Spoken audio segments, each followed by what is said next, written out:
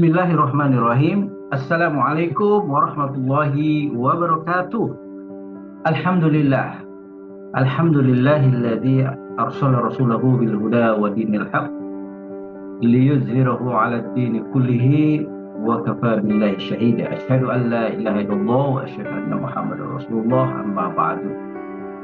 Syukur yang tak henti-hentinya kita panjatkan kehadirat Allah Subhanahu wa taala atas nafas kehidupan yang berikan kepada kita, dan salawat yang terbaik bagi baginda Rasulullah sallallahu alaihi wasallam.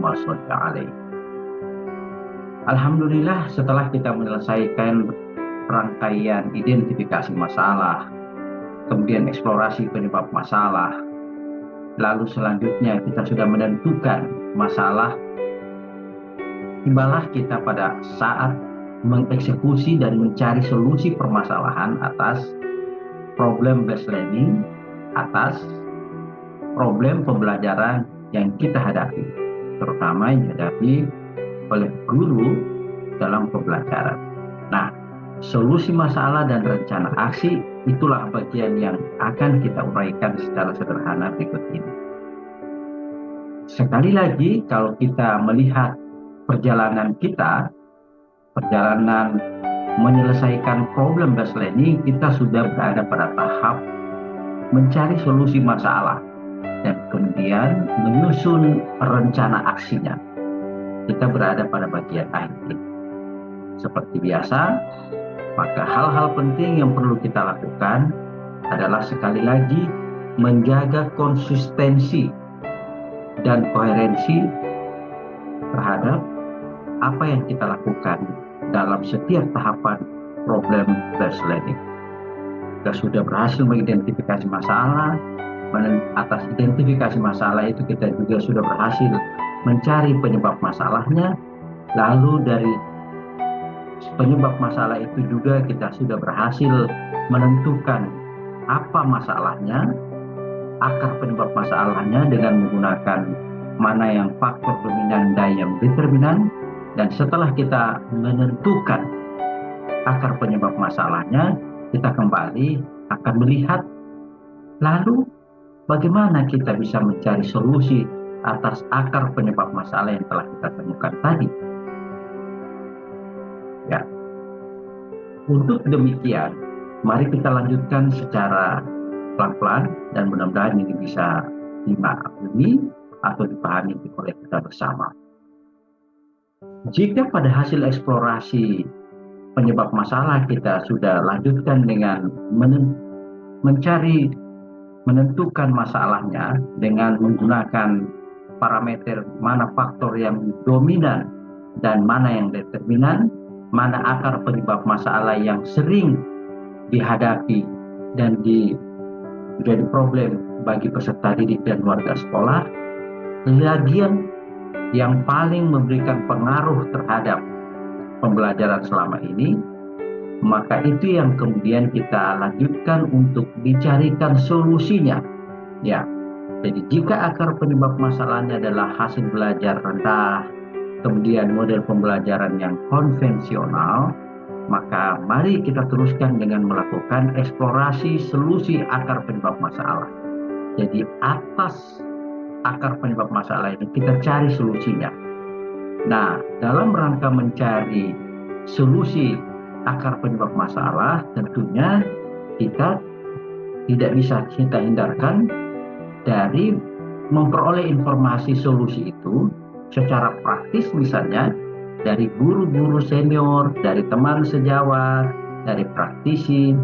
Lalu juga kita bisa melakukan tracking, penelusuran melalui referensi literatur review dengan melakukan telaah terhadap dokumen-dokumen laporan penelitian yang terupdate tentunya untuk menemukan apa solusi dari akar penyebab masalah yang telah kita tentukan pada lembar kerja sebelumnya. Misalnya hasil belajar, ya, kemudian model pembelajaran. Nah, setelah melakukan literatur review dan wawancara serta berbagai sumber-sumber yang relevan dan dapat dipercaya, kita menemukan ternyata solusi masalah yang relevan untuk akar penyebab masalah itu berdasarkan eksplorasi penelusuran literatur review dan wawancara terhadap penyebab masalah itu, diperoleh banyak alternatif pemecahan masalah. Misalnya pemilihan metode yang baik, strategi pengelolaan kelas yang harus lebih baik lagi, kemudian perubahan pada gaya mengajar guru. Demikian juga model pembelajaran konvensional. Oh, ternyata setelah lakukan literatur review dan beberapa sumber, kita memperoleh masukan untuk solusi terhadap model pembelajaran yang konvensional selama ini yang tidak disukai atau diminati oleh peserta didik, maka kita bisa menggunakan beberapa pilihan solusi masalahnya, misalnya dengan menggunakan model pembelajaran discovery learning, bisa juga menggunakan problem based learning atau project based learning, inquiry learning, dan masih banyak lagi. Jadi informasi yang kita peroleh, alternatif solusi masalahnya, ini tergantung pada kedalaman kita melakukan pencarian terhadap solusi masalahnya. Jadi semakin kita banyak melakukan penelusuran dari berbagai sumber terhadap solusi masalah, terhadap akar penyebab masalah, maka itu akan berpengaruh seberapa banyak kita menemukan alternatif solusi pemecahan permasalahannya. Nah, solusi masalah yang relevan itu yang kemudian kita temukan, kita identifikasi, kita inventarisasi, lalu ayo mari kita tentukan solusinya. Jika demikian banyaknya solusi yang relevan, mana kira-kira yang paling menarik? Mana kira-kira yang paling manjur untuk mengatasi solusi terhadap akar penyebab masalah tadi? Maka misalnya kita penentuan solusinya ini dilakukan dengan melakukan pemilihan metode, kemudian kita misalnya memilih menggunakan project based learning misalnya, atau saya menggunakan inquiry learning, silakan, atau model lain, silakan Bapak Ibu memilihnya. Pemilihan itu tentunya perlu dieksplorasi lagi lebih jauh, mana kekurangan dan kelebihannya, agar kita ketika menentukan suatu solusi masalah pembelajaran, kita sudah bisa membayangkan dan bisa memantau lebih jauh apa kekurangan dan kelebihannya. Nah, dengan demikian, jika kita sudah menentukan solusinya, tentunya kita membutuhkan informasi seperti yang kami sampaikan tadi, adalah kelemahan dan kekuatan sebuah solusi pembelajaran yang telah kita pilih. Apa yang telah kita lakukan ini kemudian kita tindak lanjuti dalam bentuk rencana aksi. Rencana aksi ini kita bisa jabarkan dalam kegiatan-kegiatan yang terukur dan tentunya berkelanjutan. Jangan lupa juga kita bisa menentukan judulnya, judul rencana aksi kita seperti apa. Nah, jika kita sudah menemukan kejelasan apa yang akan kita tangani, lalu dengan cara apa kita menanganinya, maka sesungguhnya kita akan mudah merumuskan judul rencana aksi kita. Misalnya judulnya penerapan model pembelajaran problem based learning, kalau kita menggunakan problem based learning dalam pilihan ini, ya, atau penerapan model project based learning dalam meningkatkan hasil belajar. Bisa juga meningkatkan motivasi belajar sesuai dengan karakter penyebab atau penentuan masalah, akar penyebab masalah yang sudah ditentukan oleh kita. Jadi misalnya penerapan model pembelajaran problem based learning dalam meningkatkan hasil belajar peserta didik pada pembelajaran sejarah kebudayaan Islam. Nah, lebih menarik lagi apabila kita secara spesifik merumuskan dalam pelajaran sejarah kebudayaan Islam itu pada topik yang mana. Biasanya pemilihan topik didasarkan atas hal-hal yang sangat spesifik. Nah, ini kemudian kita akan lanjutkan pada rencana aksi. Di sana ada latar belakang, identifikasi masalah, rencana aksi. Nah, ini menjadi modal besar kita untuk merumuskan, menyusun proposal penelitian tindakan kelas yang nanti akan dilaksanakan pada edisi lokakarya nanti. Nah, untuk rencana aksi, beberapa hal yang perlu diperhatikan. Pertama adalah kegiatan itu berdasarkan solusi permasalahan. Tentunya kalau kita melaksanakan rencana aksi, ini ada beberapa kriteria. Kriterianya tentunya ada spesifik, measurable, achievable, realistic, dan time bound. Jadi media memiliki kekhasan khusus terkait dengan penanganan pembelajaran. Penanganan pembelajaran itu bisa kita ukur dengan baik dan guru bisa mencapainya, dan apalagi perencana pembelajaran itu betul-betul rencana aksi itu dapat dilaksanakan. Dan jangan lupa ada batas waktu, ya, ada ukuran waktu untuk mencapai yang kita sudah tetapkan dalam rencana aksi tersebut. Dalam definisi lain, SMART itu yang realistik itu diartikan yang relevan. Jadi spesifik, measurable, achievable, relevant, dan time bound. Tadi relevan diartikan di mana juga dengan realistik. Jadi tujuan harus spesifik dan jelas, ya.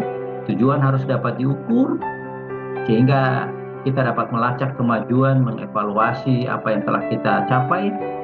Kemudian achievable, tujuan harus realistik dan dapat dicapai dalam waktu dengan sumber daya yang ada, jadi harus diukur dengan kemampuan kita. Kemudian relevan, tadi pengertian R itu adalah realistik, dan time bound, tujuan harus memiliki batas waktu yang jelas. Nah, jika kita melihat struktur pembuatan rencana aksi, kurang lebih judul. Nah, judul yang dirumuskan oleh kita haruslah judul yang mencerminkan ruang lingkup isi perubahan inovasi yang akan dilakukan.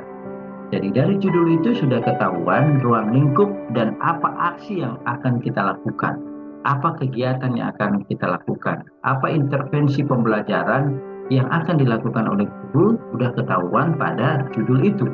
Nah, pada latar belakang itu disampaikan, ditulis situasi problematika, inti permasalahannya apa, dihadapi oleh guru, dan lebih penting, mengapa ini menjadi masalah, lalu disertai dengan data dan fakta, kira-kira demikian. Kemudian untuk bagian permasalahan, tentunya ini akan mendeskripsikan apa penyebab masalahnya, lalu penentuan masalah dan solusi yang dipilih bagaimana. Tentunya informasi pada LK 1, 2, dan 3, 4 sebelumnya itu menjadi referensi yang cukup banyak untuk berkontribusi dalam penulisan permasalahan ini, yang disertai dengan argumentasi dan data yang faktual. Kemudian pada bagian permasalahan kita akan melakukan rencana aksi. Dalam rencana aksi ini ada beberapa kegiatan yang dilakukan, ada tahap pelaksanaan, ada pembagian kerja, indikator keberhasilan, kendala strategi, dan bagaimana melakukan monitoring serta evaluasi. Ya, jika kita sudah berhasil melakukan dan membuat rancangan aksi ini, sebenarnya ketika kita akan membuat proposal penelitian tindakan kelas, sesungguhnya sumber-sumber ini sudah tersedia di bagian yang sudah kita laksanakan dalam rencana aksi. Dan di komposisi proposal PTK biasanya kita akan menuliskan pendahuluan, di dalamnya ada latar belakang masalah, tujuan, lalu ada kajian teorinya, kita bisa ambil dari berbagai informasi yang ada dalam latar belakang permasalahan ini, apalagi dalam sumber-sumber lebar kerja 1, 2, dan 3 yang telah kita kerjakan sebelumnya. Dan yang terakhir, untuk rencana aksi ini kita menjadi masukan yang sangat berarti dalam bab 3, metode penelitian. Itu yang kita bisa lakukan untuk hal-hal ini. Nah, untuk contohnya Bapak Ibu, kita bisa melihat beberapa informasi di sini. Jadi nanti tugas LK 1, 2, dan 3, 4 PPL itu adalah ini dalam tahapan, kalau dalam tahapan PPG ya, itu didalami dalam pendalaman materi pedagogik.